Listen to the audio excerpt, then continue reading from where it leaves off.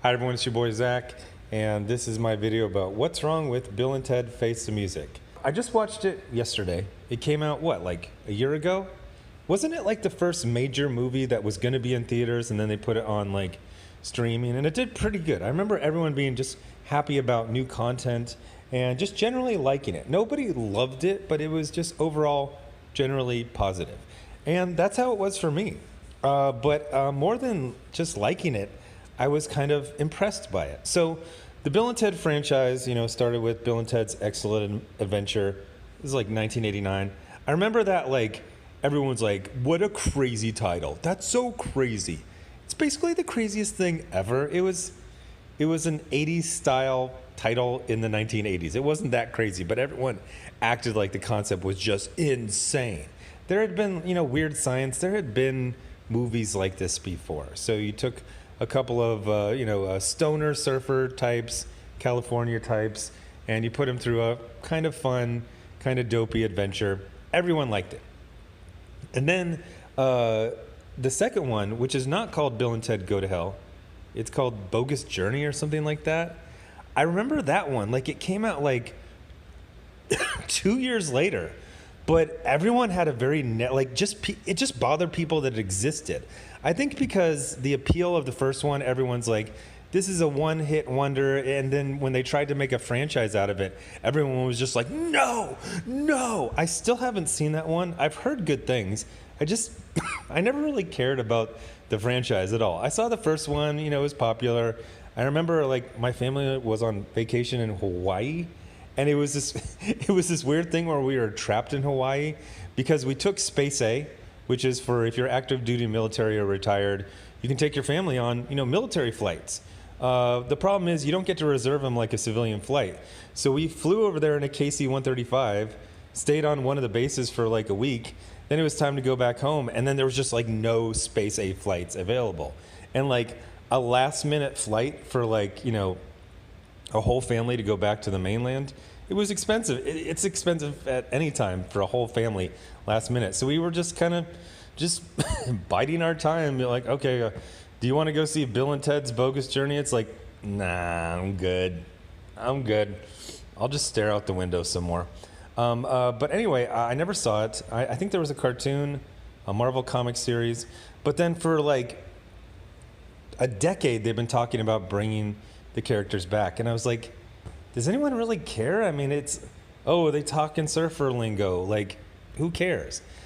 Here's what was so good about this movie is sad.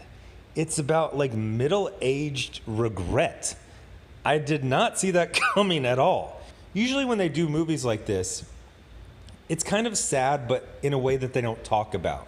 Like, they'll have the characters in their 50s still acting like they did in their 20s, and you're like, that's freaking pathetic. And like, neither of the actors have really aged poorly. They're both in their 50s. They got all their hair. They're not that fat. They're like dad bod fat, but it's not bad. It's not egregious. But that's like a Bill and Ted word, egregious. But you would think they were just going for like cheap nostalgia, but no, like it's like growing old and realizing your best days are behind you and dealing with regret and realizing that you're gonna die soon. It's like, I didn't really expect this in a Bill and Ted movie at all.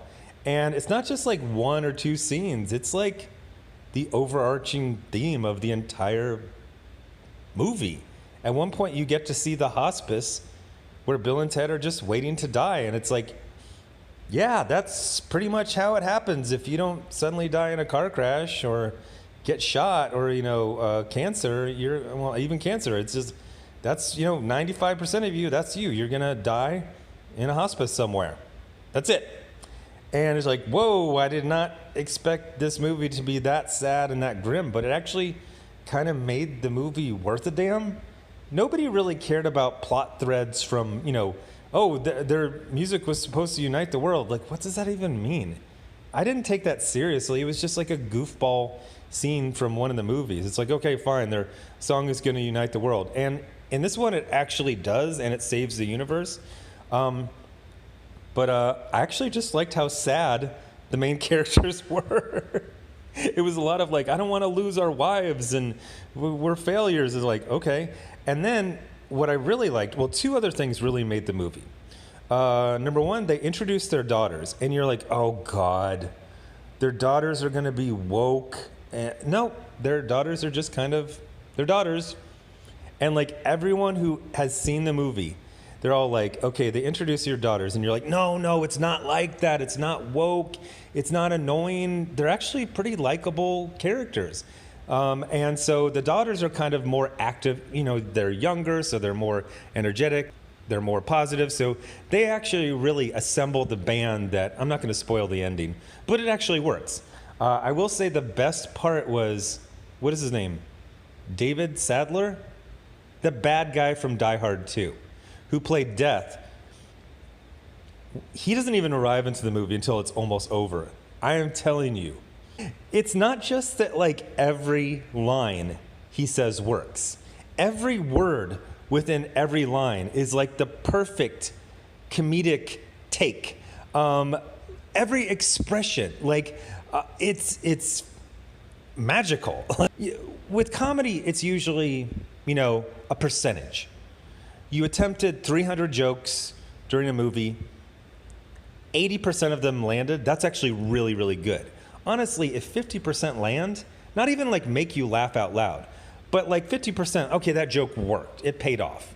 That's good. And if you can get like 10% of the jokes to actually laugh out loud, you're going to have a success. This guy, everything he does is a 100% success.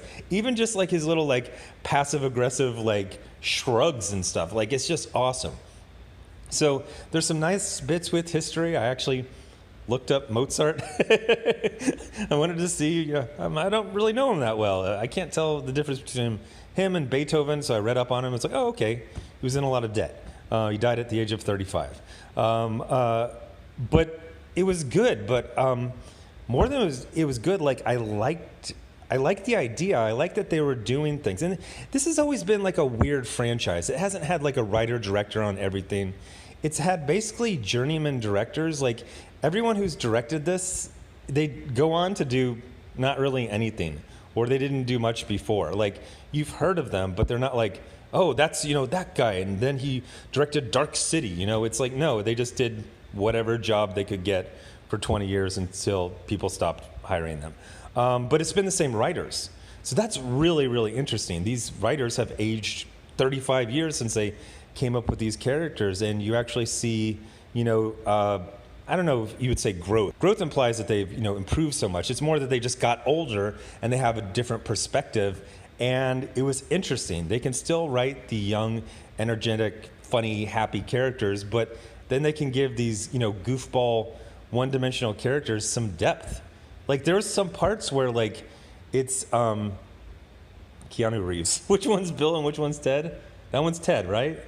Ted is talking to, when he meets different versions of himself, he basically says, I'm always uncomfortable meeting them and we don't really bond.